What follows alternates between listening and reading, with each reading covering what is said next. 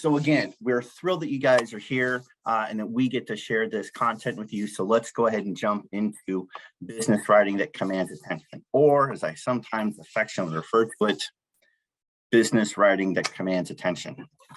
Now, we can get attention in our writing in the wrong ways. This is about focusing just on a couple of the basics that, due to over the years, laziness, habit, getting into talking how we text and texting how we talk, we've just lost some of the basics to really make our writing noticeable for the right reasons. Now, what this is not a masterclass in the written word, in part because while it is part of the process, no perfectly crafted email is going to get you that new contract, is going to earn you the client, is going to increase your revenues and profits.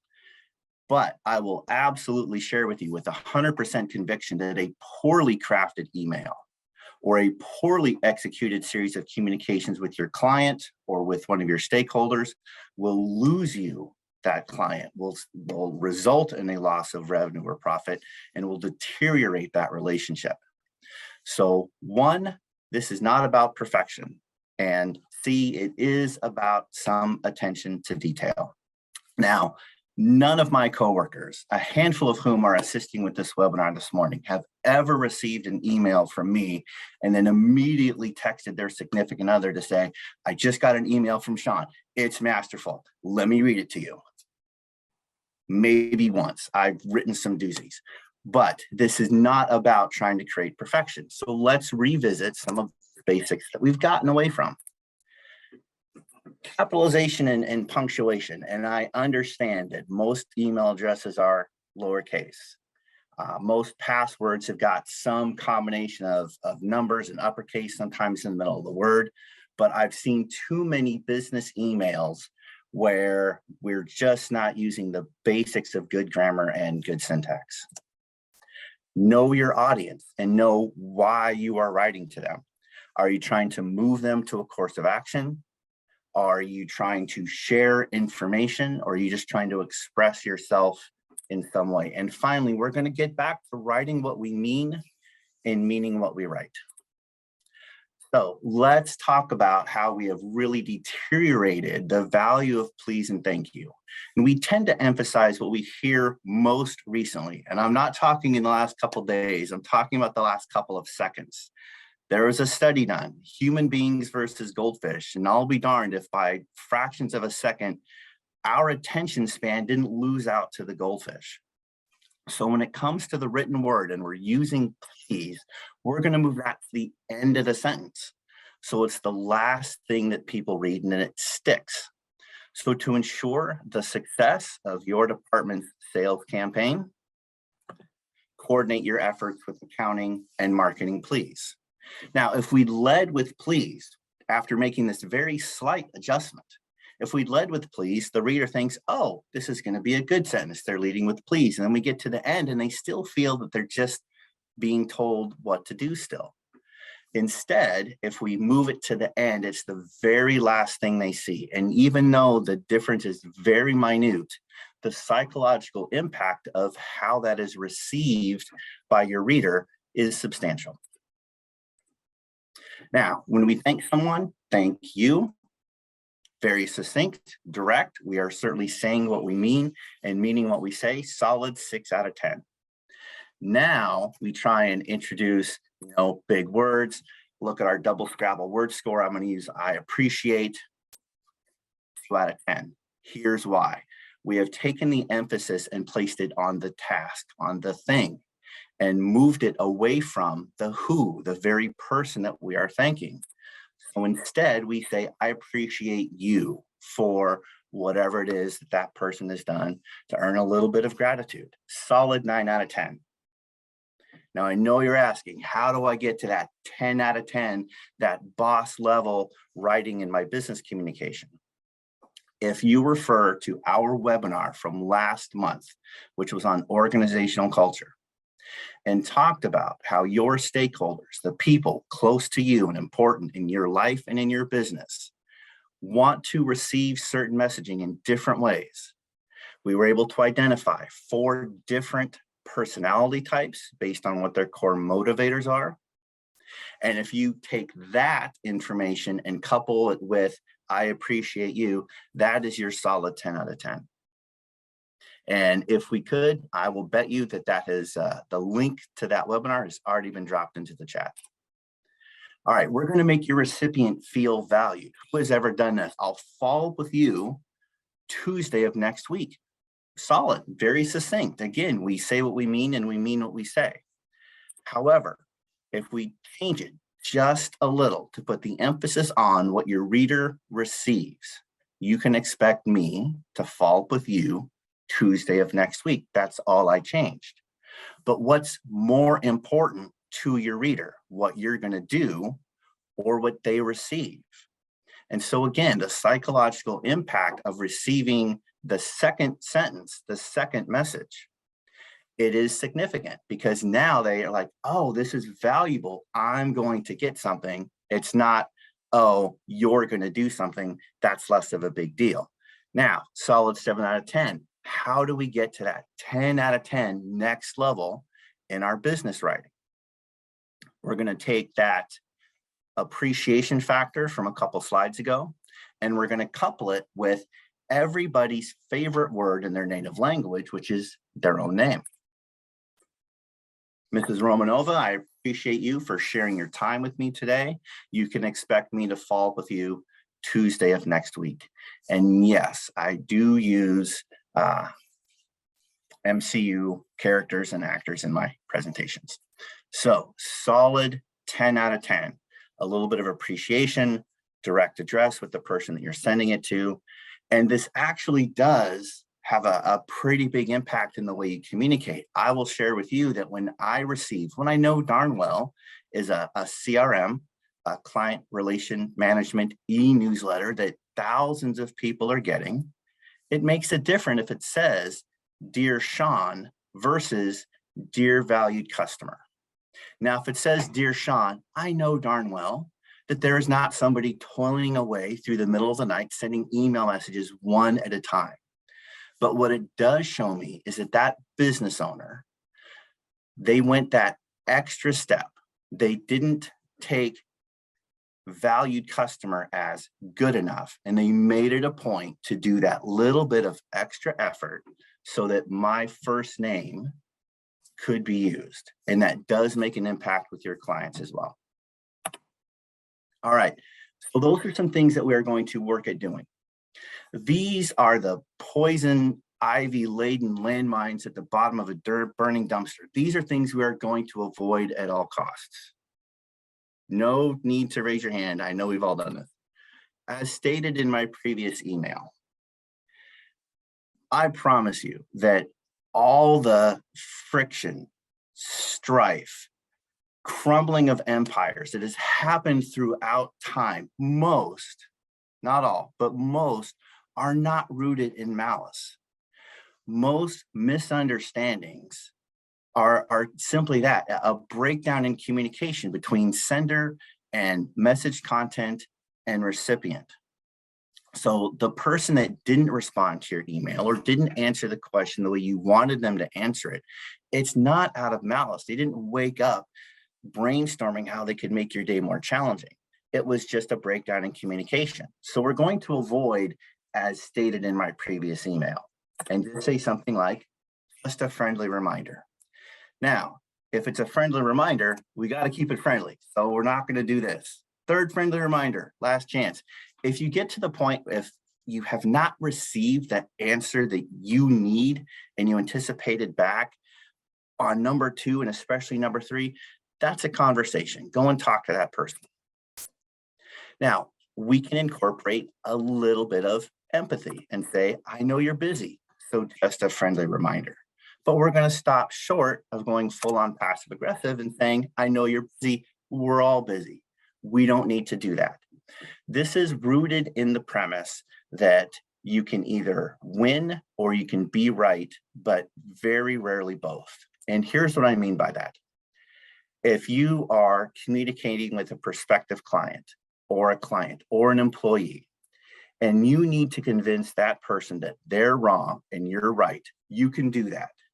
And the cost of that is you will likely lose the opportunity to win, however it is that you define that.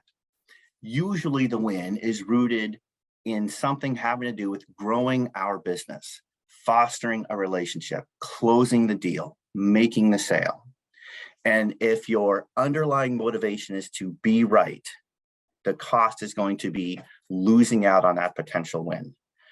To get the win, sometimes we have to get outside of needing to be right.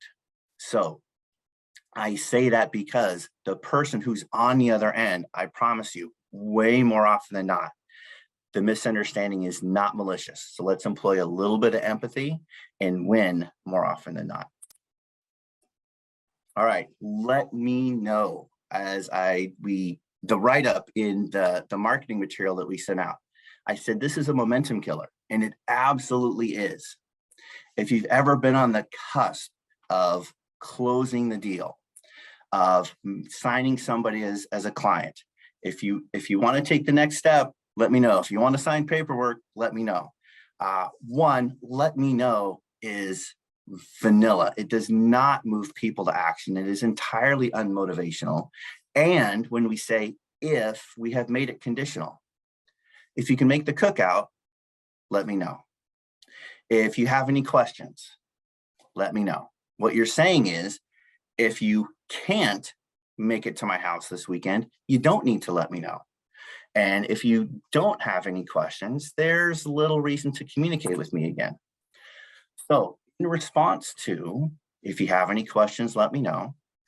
Should there be anything I may do or answer for you, please always ask. And I used to say, never hesitate to ask, but never is a negative word. And as often as possible, we want to frame things in a positive context. So I have refined it down to, should there be anything I may do or answer for you, please always ask. And if you're taking notes, fantastic, but please know this webinar is going to be available on demand. So you will see these exact slides and you can pull this content right from there. No need to feverishly write down things that you're reading on the slides. Now, sometimes we actually need or want a response so that we may plan accordingly. Your head count by noon on Thursday is greatly appreciated, please. Or so that I can tabulate each team member's input, your reply by noon on Thursday is most appreciated, please. Now, there are some commonalities between these two messages that really make them effective. One, there's a little bit of an explanation that leads into it. We're not giving them a deadline. We're not having them do something. We're not tasking them with this just because. There's a reason behind it. And sometimes explaining that reason goes a long way in the other person taking action. We've given them a deadline that's not our deadline. If you need to do shopping for the cookout on Friday, then the deadline is moved back so you have time to get that information and process it. Or in the event they miss that deadline, you're still getting it in a timely fashion. Same thing, if you need to take this team input and put it into a report by Friday, you're going to move that deadline back. Gentlemen, we know this works. You have made dinner reservations for 7:30. You tell your significant other, we got to be out of the house by 6:30. So you say, we got to be out of the house by 6. Now, gentlemen, don't chuckle. This goes both ways. Ladies, if you need the garbage disposal fixed by February, you better tell us you need it fixed by September.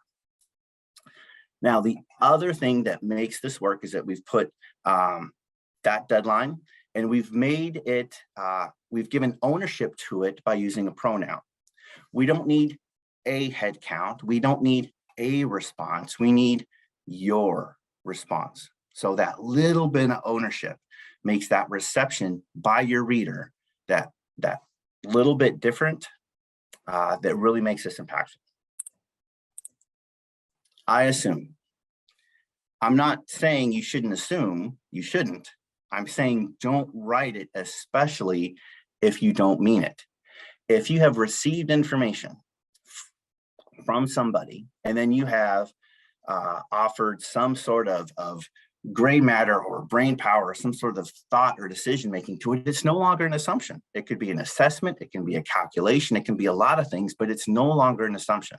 So we're getting back to writing what we mean and meaning what we write.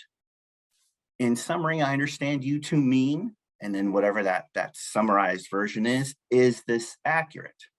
Yes or no? Great, we have gotten onto the same page and I understand you. Or I assess our best course of action to be, and then you can do one of a couple things here. I have seen decision makers not seek feedback when they should. I've also seen decision makers seek feedback when they shouldn't. Sometimes if you know that the answer is set, just say, I assess our best course of action and move forward. There's no reason to solicit unwarranted feedback. But this is a lot better than saying, I assume our department is going to do this. If you don't mean assume, which is rare, don't use it. All right, the word get. And here's how easy it is to continue to work the word get into our daily vernacular. The name of this webinar was almost business writing that gets attention, or that gets noticed. Get has so many meanings. Again, we're going to get back to writing what we mean and meaning what we write. So get could be to acquire or obtain. I'm going to go get that off the shelf. To understand, I get you. To convince, get them to sign the contract. To travel to, I need to get to the bus stop. To catch, I'll get it. To befuddle, that always gets me. To take revenge on, I'm going to get you. Or to cause, that always gets the cat riled up. It just has so many different meanings. Let's remove it from our business communication and write what we actually mean. Now, we've talked about some writing tips for all the different types of writing you might do. Now let's look at some of the platforms we can use. So when it comes to email, don't hesitate to change the subject line if warranted, or start a brand new message thread.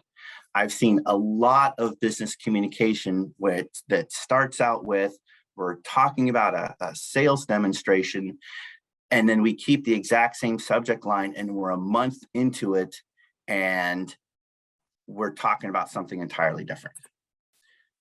Dreaded reply all. Nothing worse than the reply all, right? No, there is something worse. It's to reply all and then cherry pick out of it who you don't want to receive it. Now, here's the thing. It doesn't take too many recipients to at some point notice, hey, Karen's not on this message thread anymore. Karen needs to see this. Add that person, that department back on. And then quite literally, there's an electronic paper trail of who omitted who from which messages. The easiest thing to do is to just lasso in that reply all from the very beginning. Only allow the people who really are germane to this message traffic to be on it. Read the messages. This is what is going to thwart that, as stated in my previous email, from other people. Way too often, we don't thoroughly read the message. We ask a question that's already been answered. Somebody else on the message thread then gets frustrated, like, that was 5 messages ago, as previously stated. So make sure that you're reading the actual emails. If you just got back from vacation and you've got a week's or 2 weeks worth of message traffic to catch up on, all right, that can be a tall order. Your assistant, a colleague, maybe your boss, but somebody grab them and say, hey, I've got all this message traffic to catch up on. Give me the 15-minute version. Abbreviations, jargon, and acronyms nobody understands except the writer. This is business writing, so keep things simple. This is not flowery prose. We are trying to be succinct, informative, direct when it comes to our business writing. Keep the jargon out of it, keep the abbreviations out, and in all honesty, here's the way we should craft this. right at a 9th grade level. Not because the people who are reading your messages aren't smart. They are, I promise. But because we should endeavor to keep things just as simple and direct as we possibly can. And that goes for your technical writing, for your reports, for your business plan. You're going to have a wide array of audiences. Keep the writing simple. Yelling in all caps, we're not going to do this. And then finally, conversation by proxy. And what I mean by this is if you're sending back and forth every 60 seconds a single sentence in an email, and before lunchtime, you're 20 emails into it, this is a conversation. Go and talk to that person, either on the phone or in person, but this is not suitable for email traffic. So those are some basics on email. Let's look at handwritten cards, which I will tell you are rare nowadays. So if you do this, it will get noticed, I promise you. A basic greeting and closing. Dear, and then whoever the salutation is to, as well as some sort of closing such as sincerely, or in your service, or great to meet you, comma. And then if it's a thank you, be specific. We just wrapped up graduation season, and I received a thank you from one of the graduating seniors who I had celebrated. And the thank you card was basically a replica of their graduation announcement with the word thank you printed on it. No signature, nothing handwritten, no reference to what I had gifted them. And I'm like, come on, this isn't really a thank you card at all. So be specific in what you're thanking the person for. If you're meeting for the first time, you maybe had a 5-minute conversation, you shook hands. There's not a lot to write, so keep it simple. Great to meet you. If you want to take it to that next level, then say, I'm looking forward to our next conversation about your favorite fly fishing spot.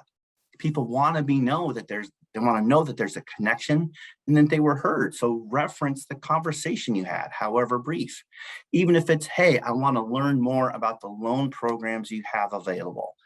Reference something that you talked about, keep it succinct, and close your business card. And then finally, if it's negative or sad news, if you're sending a get well card to somebody in the hospital, just keep it positive. If you're the thoughts and prayers kind of person, I am a sending positive vibes for a full and speedy recovery. And if you're sending something handwritten to somebody's hospital room, make the return address their home address. If for whatever reason they get discharged before your card gets to them, the hospital is essentially going to forward it to their home address and not kick it back to you. All right. Your business plan, and this could be any large or long technical paper. It could be a response to an RFP, request for proposal. It could be something technical. It could be your full-on business plan, but write the executive summary last. And I share this having worked with a lot of military veterans turned entrepreneur, and we have a way of doing things. We start at the top of the list, we work our way down, we don't skip steps, and we wind up writing the executive summary first. It's a well-written executive summary, but once you get into the meat and potatoes of the business plan or the report or the technical paper, and you do more research, some of the details change. And if you don't revisit that executive summary, they're now out of sync and they don't match. Formatting, make it reader friendly. Most business plans, and if you're already in business, this still is germane to you because you should be updating your business plan at least annually. Make it reader friendly to you, to your stakeholders, and should you need to invite someone else in, like a business coach, a potential lender, a potential equity partner, make it easy for them to find what they're looking for. If there are no headings, if there's no page numbers, table of contents, and I'm trying to find where your marketing plan is, and I'm lost in the sea of text, it's going to be another great business idea that gets lost in a poorly written business plan. SWOT analysis. If you're unfamiliar, SWOT is strengths, weaknesses, opportunities, and threats. Your mom isn't here. Your mom is the one that says, oh, sweetie, don't be too hard on yourself. No, this is the time for that. I have read a business plan that had a SO analysis, SO, strengths and opportunities. That aspiring entrepreneur left out weaknesses and threats. That was not confidence of that aspiring entrepreneur. That was someone who did not fully understand what they were getting themselves into. You have your business ambitions for either growth or for start because you think it's a great idea. We get that. Show us why it's not a good idea, and then detail out how you're going to make it successful anyway. So if you're going to show us 3 strengths, dig in and show me 4 weaknesses with the action plan on how you're going to sidestep, thwart, or otherwise overcome those weaknesses. And same thing with opportunities and threats, both external forces. Opportunities are things we want to try and take advantage of. Threats are outside of our control and we want to try and mitigate, but dig into those negatives. Your branding, something about me, I can cook. I can throw down in the kitchen, but I can't do Thanksgiving dinner. I can never get everything to finish at the same time. Your branding is like Thanksgiving dinner. A lot of different pieces have to come together so that it's cohesive. So first, we're going to have multiple ways for your clients or potential clients to get a hold of you. And with all respects to anybody who fits this description, but if your business card has one means of communication with you, and it's an email address, and it's a Hotmail address, you are going to lose credibility. You don't have to have a massively branded website with a tailored URL, but do have different ways for them to connect with you via social media, via email, phone, and certainly a physical address, if at all possible. It's been challenging as I've been to some events recently that had a little bit of a younger crowd, and their business cards did not have a physical address. That made it impossible for me to send that handwritten follow-up because they just didn't have it on their business card. Know your audience. The example I often use is mattresses. Everybody sleeps on mattresses, but mattress retailers know who to market to, and that is to females. As a couple or as a family unit, the woman is most often driving that decision, those big ticket purchases for the family and the household. As a single person, a woman is going to see a mattress as an investment in a good night's sleep. Guys, we brag about our futon. We will sleep on a friend's couch. We will sleep standing up in the corner. It's less of a big deal to us. And mattress retailers know who to market to because of who is driving that decision. So think about your end user, but think about the psychographics of who is making the purchasing decision for whatever your content and branding must be. And then finally, that cohesion. You can't print business cards and then a month later put your website together and have things not fit together, especially with anything that's printed. Until you run out, that's your branding for a while, unless you want the expense of starting over from scratch. So bring cohesion to your branding. And then finally, let's look at social media. Content is content, even if not yours. And I really see this leveraged effectively on LinkedIn. Creating your own content, if you're not into that, it can be very time consuming. And that's one thing as business owners, we don't have a lot of. So share someone else's content. Put one of your own comments on it, but do something to share relevant content if it's on Twitter or Instagram. But again, I especially see it leveraged effectively on LinkedIn. Other people's content is perfectly okay to share. And the thing is, as you become better at content, there are going to be other people looking to share content, and then eventually it's going to wind up being yours. Your social media should be mutually cross-connected. And here's what I mean by that. Don't write a long post for LinkedIn that you can't succinctly share on Twitter. Twitter is limited in the number of characters. Instagram is limited in how long the video can be, as is Twitter.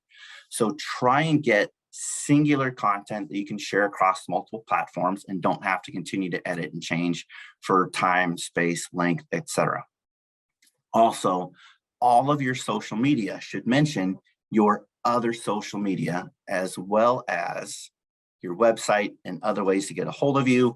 And when you're doing live events, all of those things should be present. If you're at a trade fair or something similar, you want all of that information to be cross-connected so that you can grab the attention and the followership on one platform and make it easier to continue to get those clients to connect on other platforms. If you have a client or a prospective client that follows you on one platform, there is I think it's 5 times greater likelihood that they will remain a loyal purchaser of your good or service if they follow you on at least 3. And then finally, on social media, give, then ask. Way too often, I see people on social media, business owners on social media, just talking about what they have for sale. Build relationships, share value, do something relevant so that people will want to engage with you. And then, oh, this is my business. This is what I do. If you want to explore our business resources, including the Entrepreneur's Roadmap, you can visit oneeastside.org. Coming soon, we are going to post a writing lab. We're outside of any creative content or anything legal. We are going to have examples of business documents, of business emails that you can use as a resource, as a template to help you with your business writing needs. And finally, members of our One East Side and One Redmond team, Christina, Kathleen, Margot, Samantha, and Sarah, from hosting and your speaking part today, Christina, to all of the logistics, technical support, and finally the marketing that has gone into making today a success so that I can just show up and do what I do, ladies. I appreciate you. Well, we appreciate you as well, Sean. All right, well, this is great. We're going to take some time now for some Q&A.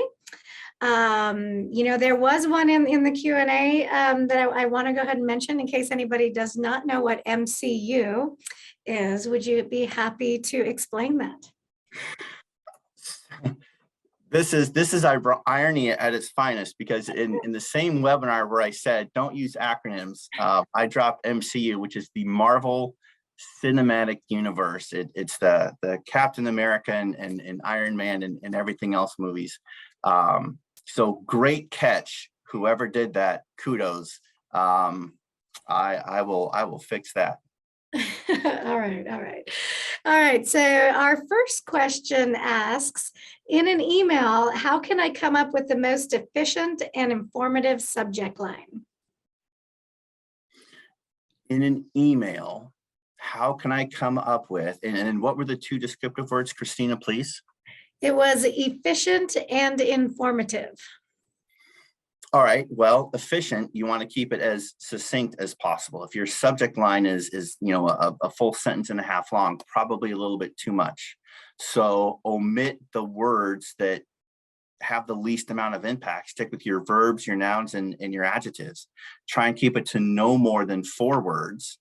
And even if it's not a complete description, enough to make sure that the reader has got a pretty good idea of what they're opening up. That's important also because if you're sending emails outside of your organization, you want them to know that, hey, this is probably a legitimate email based on the subject line and not something lengthy that's going to wind up being spammy or contain something I don't want in my inbox. All right, perfect. Oh, did I interrupt you? Oh, nope, go right ahead, please. All right, next question. Are there specific times of the day that are best to send a written form of expression, such as an email? Are there better times of day? Well, when it comes to timing, I've got some general guidance that I will happily share. Give email time. The great thing about the written word is that you have time to edit and complete your thought. So it doesn't have to be immediate, even though most people want it to be and sometimes expect it to be. So 1, give it a little bit of time as far as when you should send it. I would keep it before lunch, probably 10 to noon. And here's why. Business owners, we're busy. We hit the ground running in the morning, and probably the last thing we want to do is go through a bunch of second tier emails, the super pertinent stuff. We got a delivery vehicle down, we got a contract to sign, one of our key employees, has message about something important. You want to hit the main stuff first, do your damage control items. Everything else is probably going to wait until later in the day. Later in the day, you're going to go back and you're going to start at what came in soonest, most often. So if you send something a little bit too late in the day, the person that you're sending it to might not see it until the very next morning. I think that 10 a.m. to 12 noon window is probably going to be your most efficient. That's good advice. Excellent. All right. Our next question asks, what are some examples of informal words to avoid when using an email? Oh, I'm sorry, when writing an email. Sorry, it's still morning, so I need some more coffee. Let me do this again. What are some examples of informal words to avoid when writing an email? Well, I shared some, and in all honesty, we could be here for a month of Sundays and not exhaust a list of words that are overused that we should probably get away from. If the root of this question is based in something too informal, such as using somebody's first name, don't use that too early, and then you're going to have to gauge the strength and the newness of the relationship. When it comes to outside of somebody's first name being too informal, that's such an open-ended question. I would love to rattle off like the top 100 words that you shouldn't use. I'll tell you what, we'll build that into the writing lab. You have just demonstrated that there is demand for this, so that's something that we can begin to put together. But understand that is a living, breathing thing. There are going to be words that a year from now show up on that list that aren't present today. Probably some of the best guidance I can give is that to be good at something, you've got to do it. You can't perfect your baseball swing by watching video. You can't earn first chair just by reading sheet music. You got to play, you got to hit the batting cage. So if you want to be an effective writer, write. Make it a point to write some handwritten cards. Make it a point to draft your own emails if you tend to outsource that now. Get better at it. And again, it's going to be a living, growing, kind of like the Loch Ness Monster, always gets bigger the more it eats, list of things that we should avoid. And unfortunately, that's the best answer I can offer this morning. All right, it works. It works. All right, we have another question. What about using low or high priorities on email settings? Sparingly, and here's why. If you start calling everything a priority, it's like the boy who cried wolf. People are eventually going to be like, okay, here, the sender's like, this is the absolute priority again, and the sky is falling, but I know it's not. And so they're going to become anesthetized to how you label things. So use them very sparingly. That way, when you do use them, they will stand out and they'll grab that person's attention more effectively. What I have found to be most effective is outside of those labels, the way you format the text of the body of the email itself. We tend to want to default to drawing emphasis to something by using all caps, and that just comes across as yelling. Way too many tools in email, from underline, bold, italicized, highlighting something, changing the color of the text, indenting it, making it a bullet point. Lots of ways to draw emphasis to a couple of key specific points without going all caps on somebody. I hope that answers your question. I think so. I know just from my own experience, I always have to know my audience too, of who I'm writing to, and like making sure it's concise. And if I need to highlight something, sometimes I bullet point, or I'll bold. Like if they just are skimming my email, I just bold the most important things I need to know, even if they're only partial sentences, because I know sometimes people have this much time to read. But I don't know if you have anything else to add to that, Sean, but I figured I'd inject my own little. Nope, that'll do it. Well said. All right. Here's another question, and it actually hits home to me because I'm a working mom, right? And it says, what about sending emails late at night so they will be available early in the morning? And I'm guilty of that, so I'm anxious to hear what you say. So this dovetails into the question asked a little bit earlier about the ideal time of day to send something. Yeah. So absolutely, you can send things late at night and it'll be in that person's inbox the very next morning. I'm not sure if it's a question about is it the best use of your time, or is the recipient going to receive it in a timely fashion? And here's the thing, it's still email. It's still an inbox. So a person that prioritizes reading their message traffic is going to see it regardless of when you send it. A person who doesn't prioritize reading their email inbox is going to miss it no matter when you send it. So here's the thing, and I totally get it. I burn the midnight oil too at times, especially since a lot of my day is spent in one-on-one engagements with clients. Sometimes I have to catch up on email at night. So there's no rule against it. Just understand that the recipient is going to receive it nearly the same. That is, they're going to have the same level of emphasis and priority on it, regardless of when you send it. That's good. All right, we have another question that asks, in a reply email, is it appropriate to add new people to the email list? Are they germane to the conversation? And if so, make it a point in the body of the email to specifically say, I'm looping in, and then the people that you have added to the conversation. If you feel it's going to be a one-off message, like, hey, just real quick, as we wrap up this email thread, I'm including Dan and Laura. And then, make sure that Dan and Laura, hey, welcome to the conversation. Just want to loop you in, read the email traffic below. If it's going to be more than that, start a new message thread, new subject line, brand new set of recipients, and say, hey, new message. Just want to make sure everybody's on the same page. I'm bringing in marketing on this, and then you're off and running. All right. Well, I think that concludes our questions. So, we do have a few minutes till the end of the program. Any last words of wisdom from you, Mr. Palmer? Every smart thing I had to say, I got out. That's all I had. All right. And if all of you out there, if you have additional questions that you think of after, don't hesitate to reach out to us and we'll connect you with Sean. All right. Well, thank you, Sean, for giving us your time and expertise today. We appreciate you so very much.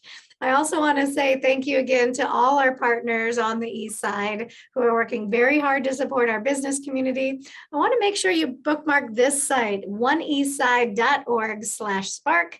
There you will find key resources, information on our one-on-one advising services with Sean Palmer, our weekly webinars, and our grant opportunities as they become available. And I want to say a big thank you to all of you for participating in our webinar today, and to use a lesson that we learned today. Should there be anything we may do or any questions we can answer for you, please let us know. And have a great rest of your day.